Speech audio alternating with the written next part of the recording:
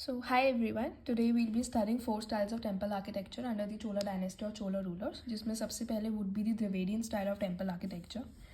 You can even pen down the points video pause करके, not an issue. तो सबसे पहला पॉइंट आता है द्रविडियन स्टाइल में that it was surrounded by the high boundary walls. जो बेसिकली टेम्पल था उसमें बहुत ज़्यादा हाई बाउंड्री वॉल्स थी. जो फ्रंट वॉल थी उसके सेंटर में एक एंट्रेंस था जिसको गोपुरम बोला जाता था. बेसिकली पंचयातना स्टाइल फॉलो हुआ था. पंचयातना स्टाइल हमें पता है क्या होता है कि basically subsidiary alliances and the principal shrine. ठीक है. जो शेप था मेन टेम्पल टार का उसको विमाना बोला जाता था और द्रविडियन स्टाइल में सिर्फ एक ही विमाना होता था. And last feature of this style of school was that जो असेंबली हॉल था वो गर्भगृह से एक वेस्टिबुलर टनल के थ्रू कनेक्टेड था जिसको अंतराला बोला जाता है. नेक्स्ट कम्स विसारा स्टाइल और विसारा स्कूल. इसको बेसिकली हम लोग कर्नाटक स्कूल ऑफ आर्किटेक्चर भी बोलते हैं.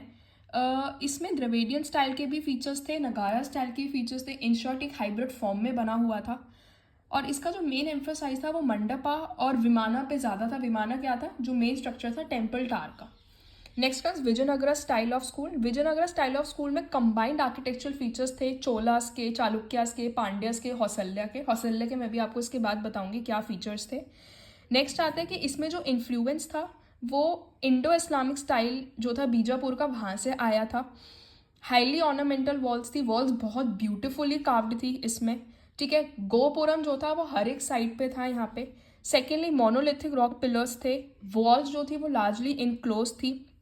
जो टेम्पल पिलर्स थे उन पे बेसिकली याली एक मिथिकल क्रिएचर है उनको इनग्रेव करा जाता था. बेसिकली मंडपा जो था वो हर एक टेम्पल में एक एक से ज़्यादा मंडपा हर एक टेम्पल में बिल्ड होता था.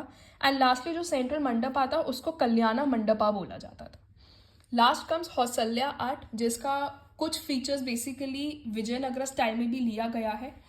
हौसल्या आर्ट जो था बेसिकली इसमें मल्टीपल श्राइन्स बिल्ड होती थी. सेंट्रल पिलर्स हॉल जो होता था उसमें मल्टीपल श्राइन्स बिल्ड होती थी. जो श्राइन्स थी बेसिकली स्टार शेप में थी जिसको स्टेलेट प्लान बोला जाता है. सॉफ्ट सोप स्टोन जो था वो बहुत ज़्यादा इंपॉर्टेंट मटेरियल था जो बिल्डिंग के लिए हौसल्या आर्ट में यूज़ करा जाता था. दोनों एक्सटीरियर इंटीरियर बहुत ब्यूटीफुली कार्व्ड थे.